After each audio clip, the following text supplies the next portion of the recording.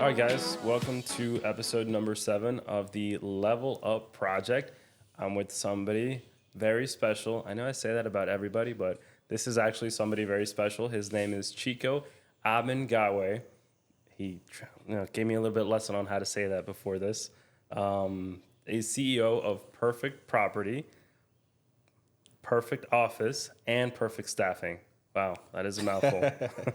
So Chico, tell me, give me a timeline. Tell me about, I really want to know the story on how you started your businesses and how it went from one to the second and to the third. Wow. First of all, thank you, Raul, for, inviting me out to your podcast.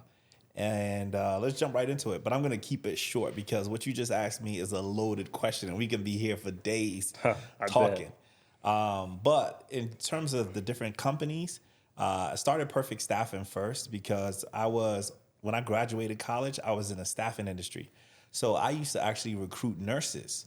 That was my first job. So I would recruit nurses and place them at hospitals, nursing homes, or other medical or healthcare facility.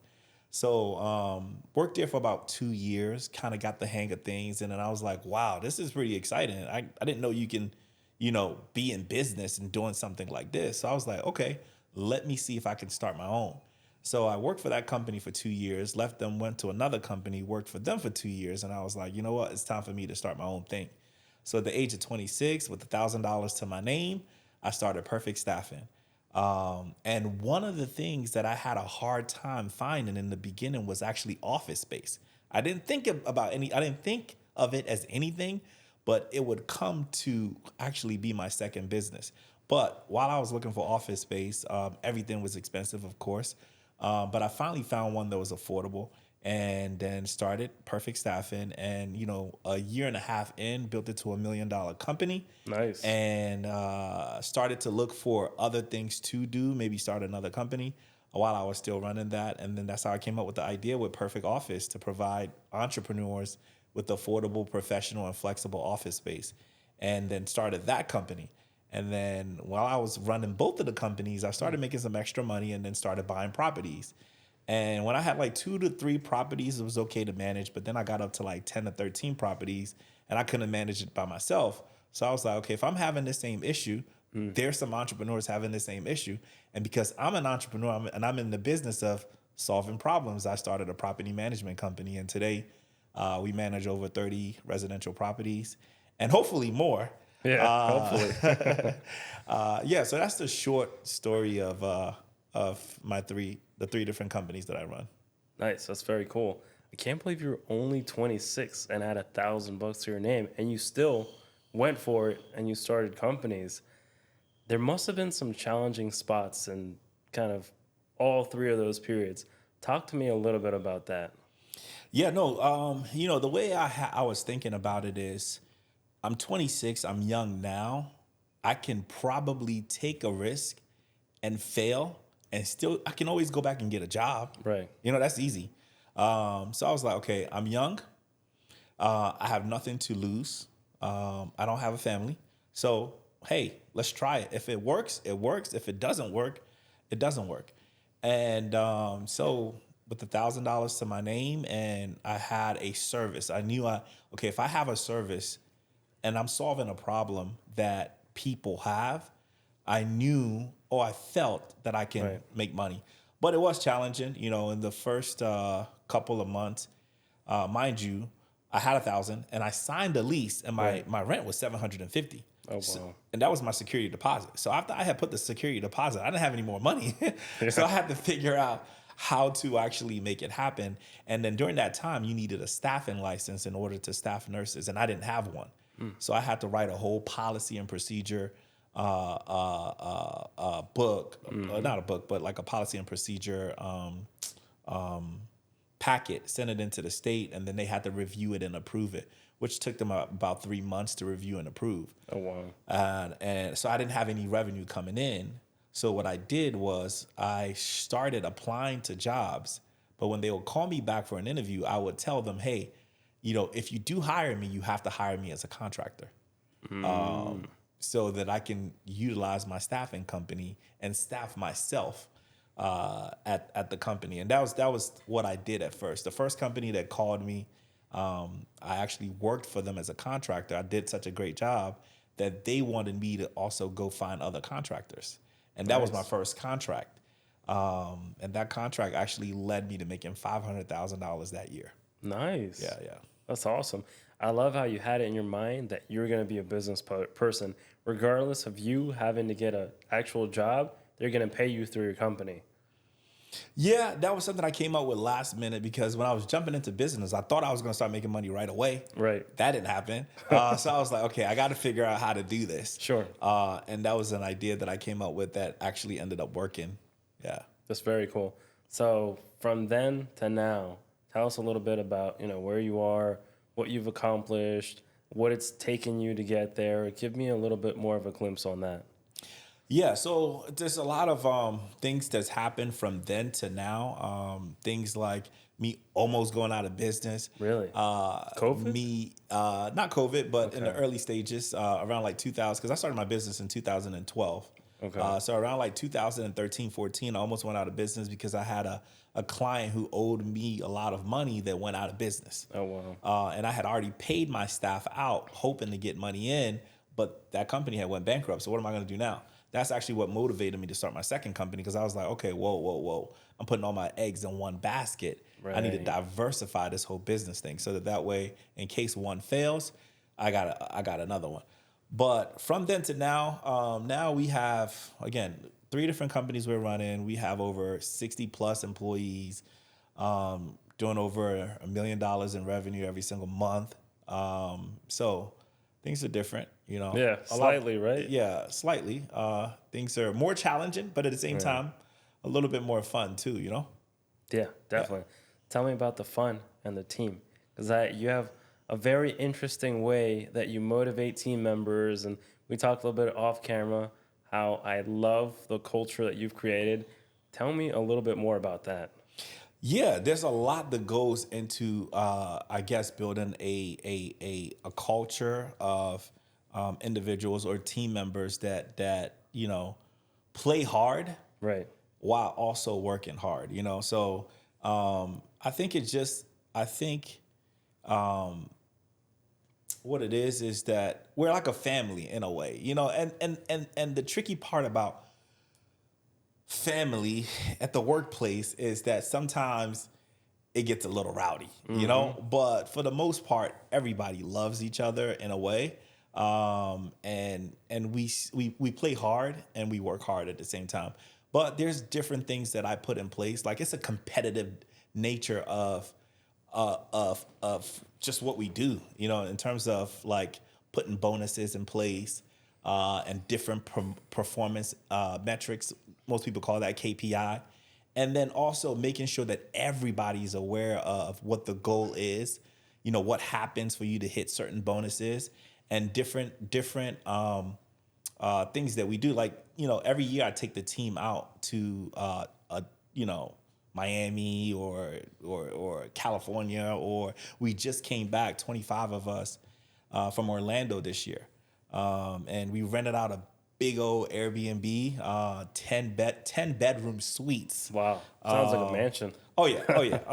And we always do it really, really big for the team trips. And then in between that, we usually have just little things that we do. But it's fun, it's nice. And I enjoy it. We enjoy it. So it keeps people motivated. Feels like you're sharing a little bit of the lifestyle that you've gained as an entrepreneur with your team. That is very, very rare. I mean, most Yeah, companies will do a once-a-year retreat for all the top people, and some people get selected, but it's a very, very small percentage, and maybe they'll give you something on your birthday. But I feel like you've made it, and you're sharing that with everybody, and I think your team sees that, and that makes them, I mean, I could be wrong, but I think it makes them more passionate to work with you and really follow your style of leadership because they know, like, the company grows, I'm going to grow, and I'm also going to have a lot of fun while doing it. And since it's one big family, it's like friends. Hang out and, make money together and also have fun. Yeah, I agree. And I think for me, part of that was when I was working at a job, like I always wanted to experience some of the stuff that the owners would experience. Right. You know what I mean? Like, Yeah, I get that. sometimes when I Totally. would see like a really cool car or something, I'm like, man, I wish I can actually sit in that car. Or like, Right. I wish I can actually go on that vacation, or stay at that place that the owners or the entrepreneurs are staying. So it's like for me, the same way. I'm like, if we're planning a trip, if I'm planning a trip, I want to have as many as the team members join, because sometimes when an individual experiences something that they can't experience on by themselves, it unlocks a certain motivation, and it unlocks a certain part of them that forever changes. Whether it's with the company or somewhere else, they're always going to remember that experience that they had, and they're never going to want to settle for average. You get what I'm saying? Wow. Yeah. So whether they are activated in the business or just in their life, for me, it's a win-win situation. So I love it. Really, yeah. That sounds awesome. Yeah. Sharing experiences with people. Yeah. When did you start doing that? Did you see that somewhere? Was that one of those Tony Robbins seminars or? No, it's just something I always wanted for myself. Yeah. It's just something I always wanted. Like so when I had the opportunity to, I just try to figure out. I did it once, and I liked the way I felt, Right. and I saw the way my team felt, and I was like, wow, this is awesome. I have to keep doing this over and over and over, and we've been doing it for years now, 7 years now plus. And I go all out. Like I remember when we went to St. Thomas and we got, like our stay alone. I don't want to say, but it was like our Airbnb was like $45,000 just for 4 Wow. days. Yeah, For 4 days? yeah, yeah. Whose palace did you stay at? Oh yeah. So I mean, it was quote unquote. They said, I don't want to say who they said, but they said it was Oprah's house at St. Thomas. mean- I don't believe that, but but it was amazing. Yeah. If I show it to you, you're gonna want to leave right now and go. Wow. Every time I see it, I want to go back. Wow, I would love to see it. So now that you're on that lifestyle portion, tell me a little bit more about what future entrepreneurs can expect, and a lot of current entrepreneurs watching this. What is your lifestyle now, and do you feel like you've made it? I think my lifestyle now, nothing has really much changed. I still get up every single day and I still hustle. What time do you wake up? I wake up every day at 4 o'clock. A.M.? 4 o'clock Nice. a.m. Yeah, 4 o'clock a.m. and I'm ready to go. And I go all day, because although, yes, I am where I am, but I am not where I want to be. You know what I mean? Right. Yes, along the way, your goals do change. Along the way, my goal did change. I think when I started my first company, my goal was to make $250,000. That was it. Yeah. That was what was on my business plan, so-called business plan. But that year we did over 500,000, and the next year we did $1 million. So sometimes we limit ourselves.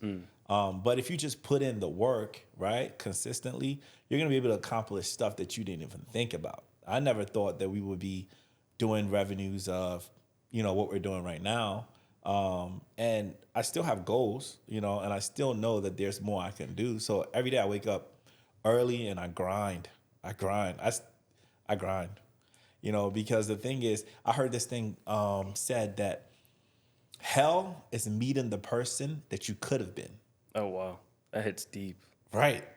So I'm like, I don't want to meet the Chico that I could have been. Yeah. So I got to work right now. I got to put in the work every single day. So that's what I just wake up and try to do on a regular basis. So I still work.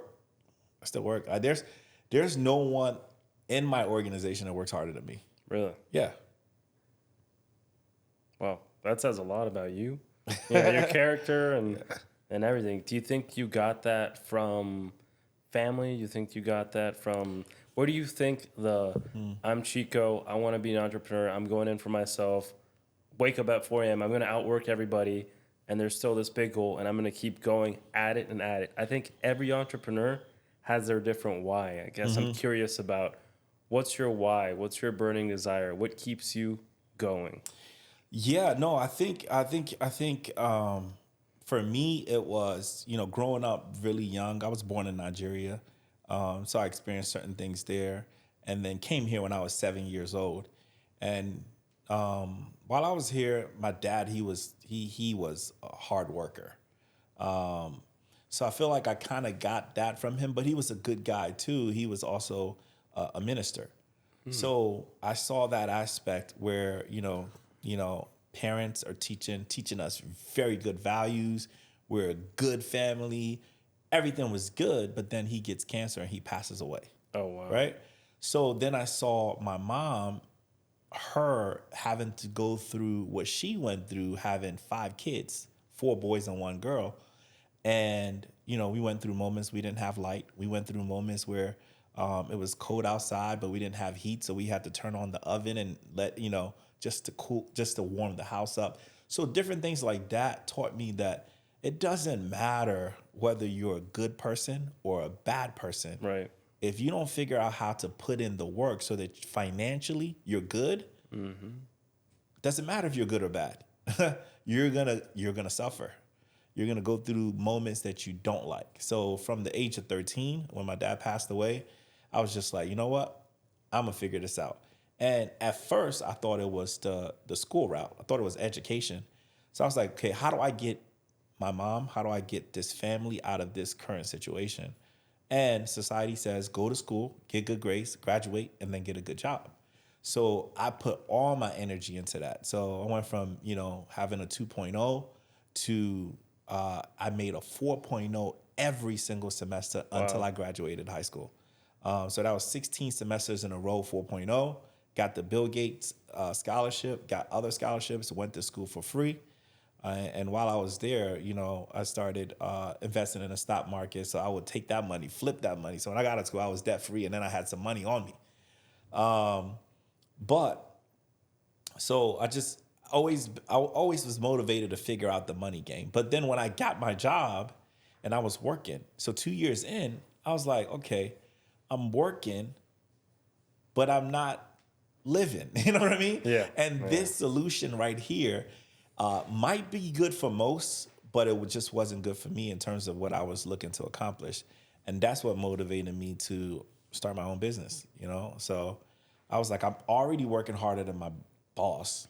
I already kind of have an idea of what we're doing here. I understand the business model. So why don't I just go do it for myself? If I'm helping the organization make $500,000 to $1 million, I can surely make myself $100,000. They're paying me 30. So if I make 100,000, it's still good. Yeah. So that was my what led me to start my own business. I never thought it would be this big, or I never thought. Yeah.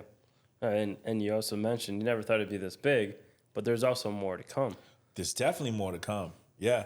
And it's like each level you accomplish, you get to know yourself better. And you realize that you're operating under average. I still feel like I'm operating under average, regardless of how, hard I work or how, quote unquote, great people think I am. No, it's just, I feel like I'm still operating under average. I feel like I'm just getting started. Nice. Yeah. What do you see as the future for yourself? In the future, I see me adding more value. Yeah. That I'm adding now. More value than I'm adding now. And the thing about life is the more value you add, right? The more money you get, the more time you get, the more relationships you get. So for me, my focus is usually just adding more value. I think that's a double for both, aspiring entrepreneurs. Mm-hmm. Add value. If you're, an employee, add value to your employer, and maybe they'll see something in you and they'll want to push you up, or they'll become your mentor. Yes. I feel like if somebody went up to me, or I feel like if somebody went up to you and said, I want to start my own business, you probably going to show them, Of course. Probably going to be good with them. I think every entrepreneur wants somebody to say, hey, I'm willing to work for free, or hey, I'm willing to do X, Y, and Z because I want to learn. It just rarely happens. We got the reason, again, for the podcast was because, and I said this in the first episode, I used to play racing games and, love the cars, Ferrari, Lamborghini, all that stuff. And kind of asked my dad one day, why don't we have any of these? And he was like, you got to work hard. And I was like, okay, if I work hard, then do I magically, I guess, get one? And right. He was kind of like, no, you got to do a long time and then other stuff. And I didn't really understand. And then I went to YouTube and all I saw were people flaunting wealth. That kind of brought a lot of misunderstanding. And when I was going through school, I was looking at YouTube, and I was like, wait a minute, this guy didn't go, this guy didn't go, this guy didn't go. And I learned more, and then now I'm like, oh wait, you still need to kind of go, Right. because there's some important things like critical thinking. Writing is incredibly important. Right. Effective communication is incredibly important, and the relationships that you build are incredibly important. But where I'm trying to go with this is that people just have to ask. If you ask questions, if you talk to people, if you go up to people and just say what you want and also provide value. Yes, value. So one day somebody's going to open the door, let you through, and that's going to go for somewhere else. So I guess what I want people out there to understand, for aspiring entrepreneurs, go out there and provide value Yes. to people. And current entrepreneurs, I mean, you guys already do this. As we had on the episode before, the lady, I'll do this. She said, ask your customers what they want.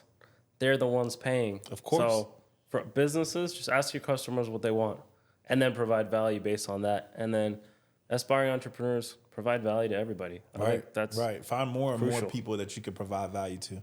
Even my biggest company right now, it started off of me just providing value. Like while I was running my staffing company, I was within a co-working space type situation, and they had 20 private offices, right?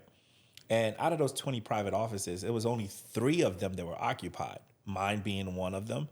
And I noticed, and I was like, why are these offices vacant? So I reached out to the owner. I said, hey, let me ask you a question. One of the things that you said when I was signing a lease here is that there would be other entrepreneurs occupying this suite. Okay, I've been here now for 8 months to 9 months. I don't see anybody else in here but me. Right.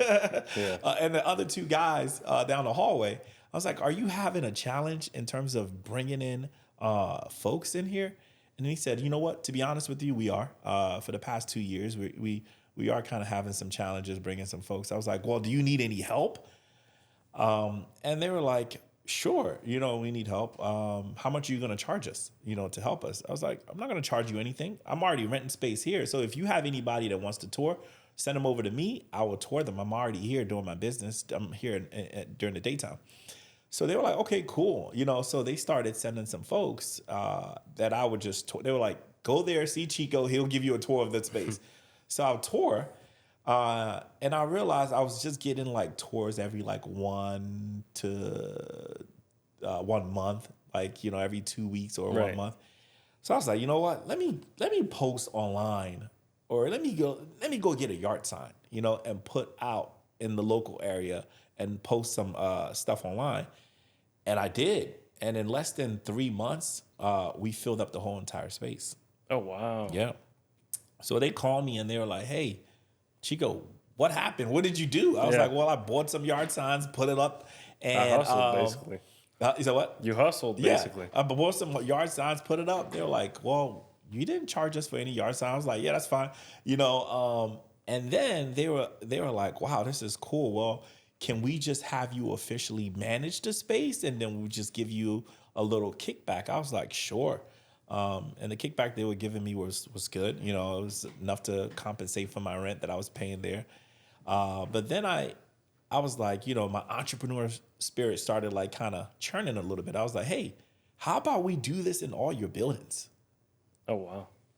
And then they were like, oh, that's not the business that we're in. The business that we're in, we like to rent to bigger occupiers that pay us on a monthly basis, where we don't have to worry about whether they can pay or not.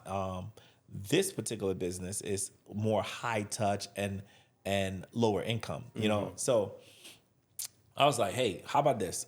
I become the bigger occupier, rent out a whole entire floor from you, cut it up like you all are doing, but in a much bigger scale, and let's go. They were like, sure, Yeah. We've got a vacant space in Beltsville. You want to go take a look at it? If it's something that you like, we can sign the deal. So I took a look at it. I was like, okay, this could work. And that's how Perfect Office started. Wow. So it started from a situation where I added value. I didn't ask for compensation. And now last year we did over $10 million. Nice. So imagine if I had asked them to pay me $500, what's $500 over 10 mil? Right. You get what I'm saying? So sometimes you gotta add value and And you're you not also, getting. You also saw an opportunity. Oh yeah. Because that's the other thing. I feel like the way you speak and the way you see the world, Yeah. that's also something else. Yeah. Because you could have been okay with that, but you asked for more. And the fact that they said, that's not our business model, you said, okay, I'll take the risk. Right. I'll rent it. I'll make the money. You have your whatever. You have your regular amount that you're comfortable with. I'm Yep. taking all the risk and I'm taking all the reward. And you kind of went Yep. for it as well. Yeah. That's a double thing right there. Yeah, no. Opportunity is everywhere. We just have to make the decision to see it. Yeah. Wow. Well said. Yeah. Opportunity is everywhere. Yep. We just have to make the decision to see it. Yep. So how do people open up their eyes? How do people open up their eyes? I don't know. But the way I open up my eyes is that I have goals that I'm trying to get accomplished. And I understand that in order to be able to acquire wealth monetarily, is that you have to provide people with what they want and need. You know, it's like literally you can't make money. Right. That's illegal. You can only collect money. That's a good way to look at it. You know what I'm saying? Yeah. And the only way you can collect money is by giving someone the value that they want to exchange or part their money with. Look at that. Economics 101. Exactly. Yeah. So once Give a you little understand course. that, Professor Chico. once you understand that, you don't have to stress. Figure out, and people tell you what they want every single day. If you're confused about what type of business to start, take a notepad. Just walk around. People will tell you the complaints all day long. People complain. And that complaint, you can turn that into a business that generates revenue. There's people who don't want to dry clean or wash their clothes. That's why we have dry cleaners. There's people who can't see, like me. That's why we have glasses. Yeah, You know what I'm yeah, saying? There's people who want their hair a certain way. That's why we have Right. barbers. Right. So there's a solution for every complaint or problem that people have. You just got to figure out what problem are you excited about solving and then go about solving it. Wow. Yeah. So simple. It's so complex. Yeah, Or we yeah. make it so complex. Yeah. Just we do. listening. We do. Wow, listening to what people want. So is there a number 4? Is there a perfect something coming soon from somebody's problems? Or Always. Really? Always. Yeah. It's because it's endless amount of problems. Yeah. We just have to get ourselves excited about solving it. So, there's ideas that I have in my head, but also you don't want to be too divided. You want to invest your time properly so that way you can actually scale a business. Because starting a business, anybody can start a business. Scaling a business Right. is the difficult part. And maintaining it too. Right. There's a lot of businesses go like this. It's like a roller coaster trend. Within 5 years, 99% of businesses that start won't even make it. So you have to put enough energy and time into it to be able to scale it. Like my first company, once I scaled it to $1 million and I started the second company, I found a way to tie that first company into my second company. So my first company is a staffing agency. But my staffing agency, although it has other contracts, it also has a contract with my second company to provide its staff. So that's how they tie. So I keep this one alive, whether I want it or not. Right. It's always going to be alive because it's tied to the second. And then the third is tied to both of them in that the revenues generated, use those profits, use those to be able to acquire real estate that we manage. Nice. And real estate it's a big point that everybody wants to learn about how to get into, how to start investing. For the people out there that want to start, investing in real estate, what are your recommendations? Real estate is so broad. Even I'm trying to learn it. I'm still trying to maneuver it. There's so many different things that you can start in real estate. You can start as simple as services. There's so many different property management. You can do staging. You can do It's just so many things you can do Huge. doing real estate. And then once you start bringing in the revenue that you desire, then you can start acquiring real estate. You know, either take out a loan or, like for me, I didn't want to take out a loan, so my 13 properties that I just bought them out, you know, straight cash, because I didn't want to deal with that. But in the future, as I start to acquire probably office buildings or apartment complexes, I'm gonna need some funds, and I have a unique way I'm gonna structure that. You know, so once I'm ready for that, I'm gonna activate that. Yeah, leverage is always good. Yeah. Leverage is always And good. OPM is always good too. Yeah. I plan on using a lot of other people's money. Trust me, about $1 billion of it at least. So, but once I activate that part of that venture, but I haven't yet. But I will. Nice, very cool. The team's just gonna get bigger, even more fun events. Good lifestyle is gonna keep on getting better. Yep. So maybe somebody watching this joins your team. Who knows? Of course. Yeah, I think. I mean, after hearing everything that you have to say, I think a lot of people are gonna say, you know, I want to learn about real estate, or Yeah. I want to see what this guy's about, and I want to, you know, venture into one of his companies. Yeah, no, I encourage that. I'm looking for someone to outsmoke me. I'm looking for someone to outwork me. I'm looking for that. You want somebody to get up at 3 a.m., Yes. huh? No, they don't have to get up at 3 a.m., but I'm just saying, I'm looking for Chico Part 2 or Chico number 2 because, like, you know, eventually I would love to scale back, but I'm not scaling back unless I have somebody that you know, that's ready. Scale back. It's the first time I've heard that term. I have an idea of what it means, but Yeah. what does that look like? What does that mean, and what does it look like for you? You mean retirement, or I don't think I'm ever going to retire, but I think scaling back in terms of the operational piece and more on the leadership. You know, you can't lead individuals that are not doing anything. So for me, the way I look at it, I'm going to be able to, and you can't lead an individual that you haven't won their respect either. Very hard. So for me, I need to identify individuals that are willing to do whatever it takes in my organizations, and then lead them accordingly, which means I'm going to scale back on the day-to-day operations because they're going to be doing that. But I'm going to have the mentality and the experience to be able to lead them even further than I could have gone. And that's how we're going to be able to scale to millions and hopefully billions in terms of value. Yeah. yeah, nice. Yeah. So what I'm doing now in terms of the work is just, you know, preparing myself, you know, because it's like I said, it's hard to lead someone that you haven't, it's hard to lead an individual that you haven't done the work that they're doing. It's just, I think it's hard. You say, could you break that down for me so I can understand it better? Yes. So let's say, for example, when I start any of my businesses, right, I like to do all aspects of the business.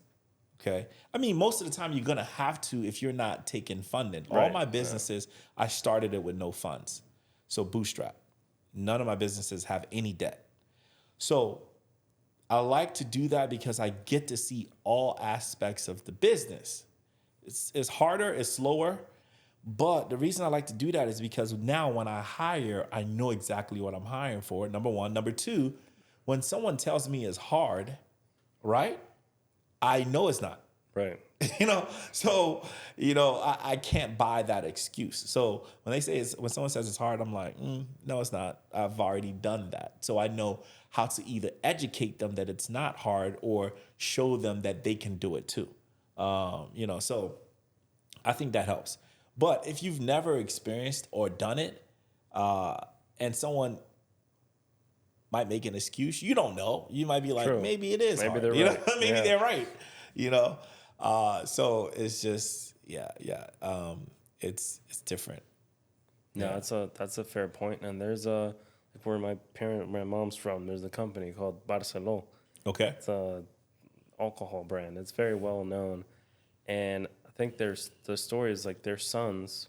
They make them start all the way down in the business, from like the bottom, like cleaning, then like mail, to then producing the packages, so that every single facet of the business, Yes. they make them know. And it kind of brings me closer to what you're saying. And that does hold true, and it does make a lot of sense, because then nobody can tell you, this will take 4 hours when you're like, I know this will take an hour and a half. It's Exactly. like, what's going on? Like, Exactly. nobody, and as a leader, I guess that's helpful, because you know your business, and people know you know your business. Yeah, people know you know your business, and it humbles you too. Like, I'll easily walk into any of our locations, and if I see something on the floor, I'll pick up the broom and I start sweeping. I've done it before. You get what I'm saying? It's not above me. Right. You know what I mean? So, but if I've never done it before, I might look at it and I'll be like, that's beneath me.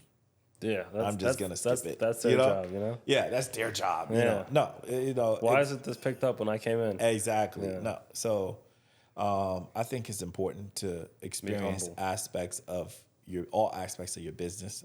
It's going to help you with hiring. It's going to help you be a little bit more humble. It's going to help you to be able to value the business in a proper spectrum. Yeah, no, I agree. Yeah. Humility is a very, very important values. I agree. Yeah, humility has its place.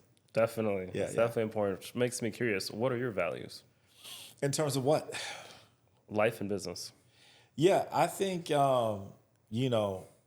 that's such a deep question in terms of like I think you have to be a little bit more specific. I mean, but look, values are the core beliefs that drive a person to make Yeah. the certain decisions that they carry out. So, let's say we could use a values question or belief system. What's your? let's do both. So in terms of value, I believe in honesty. I believe in hard work. I believe in adding value in general.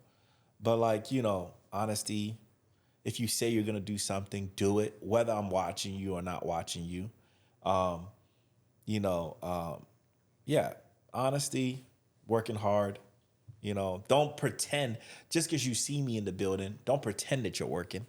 Huh. And when I'm not in the building, don't be, sleeping at your desk or, I've seen some crazy things, honestly. And it's just, it's a self-confidence. I feel like it's a self-confidence issue, Don't have more value for someone than you have of yourself. I'm going to explain. So when I used to have a job, although I was paid to come in from 9 to 5 o'clock, I would come in at 7 o'clock. And I would leave at 6 every single day. Because I understood that, yes, I'm working for this individual, this organization, but I have bigger goals. And no one is going to set my my goals for me. Right. I'm going to set my own goals because I understand myself and I know my potential. You don't know my potential. You can't tell me that on average, car salespeople sell 20 cars a month. Mm-hmm. Okay, I'm not average. I didn't set out to be average. If I want to sell 40 cars, then I got to perform at a different level. So don't let someone else, don't value someone else more than you value yourself, pretty much. Because if you do, then what's going to happen is all your confidence is going to be based on them. And you're not going to be able to activate the confidence that you need to be able to go to the next level. Yeah. Wow, that's great. So that's value for you. And you were saying something about beliefs. Yeah, no, wow. that was deep. Yeah. Wow, no, I like that. That's a great lesson. Yeah, I think so. 100% great learning experience. So what about beliefs? Beliefs, I was raised Christian. Okay. So my mom and my dad were ministers actually in Nigeria. And then my dad came over and, he was still a minister. And then he passed away, obviously, via liver cancer. But yeah, so they taught, the Christian beliefs. And I think that's a cornerstone that I believe and hold to be true for myself. So there's a lot of good principles that are core to what I believe. Yeah. No, it's phenomenal. Yeah. I mean, I agree with a lot of that. Mm-hmm. That's great. Thank you. I really appreciate it. This Yeah. has been phenomenal. It's been awesome. I think I've learned a lot. Just got a whole wave of new ideas. I am going to say, though, dude, I'm not waking up at 4 a.m. So I'm keeping that out of it. The thing is this, you don't have to wake up at 4 a.m. It And the feels thing like is, you do. Everybody, like, all the great guys, like, Goggins and Ted Bilyeu and a lot of people say, you got to wake up early. right. Like in the AMs, you got to wake up very, very early. Right. And you know why? Minimum like 5. You know That's why? what people say. Tell me. I think the thing is, the waking up at 4 o'clock is not the secret. The secret is WORK. Work. Right. Because you can wake up early and do nothing. That's a fair point. Hence, you will have nothing. You can wake a up fair late point. and do something and have more than the person that woke up early. So, I mean, the secret is not in the waking up. The secret is in the WORK. Then I go to sleep early. I go to sleep 9? early. I go to sleep like 9, 10. 10. That's like regular time. Yeah. 9, 10. But I used to go to sleep like really late. Yeah. Like 12 or 1. But I go to sleep at a good, reasonable time. It helps with a lot of different things. It helps you stay out of trouble, to go to sleep early. Yeah, for sure. And then wake up early. And then it's you get to put in a little bit more work. You get to get your mind right. You get to start before everybody else. And you get to run longer. You know what I'm saying? Someone can run fast for a short period of time, but if you run slow for a longer period of time, you're still going to win. Right. Right. There's that. It's like the marathon we see in the kids' shows that. The turtle and the rabbit. Yeah. Always. Yeah. I'd rather be the turtle. Consistent. Yeah. Consistency is key. Yeah. Well, I think this has been an awesome episode. I think so. I really appreciate you for coming on. Yeah. Thank you for inviting me. This is a pleasure. One of many, right? Yeah. Cool. Well, that is it, guys. Episode number 7 of the Level Up Project.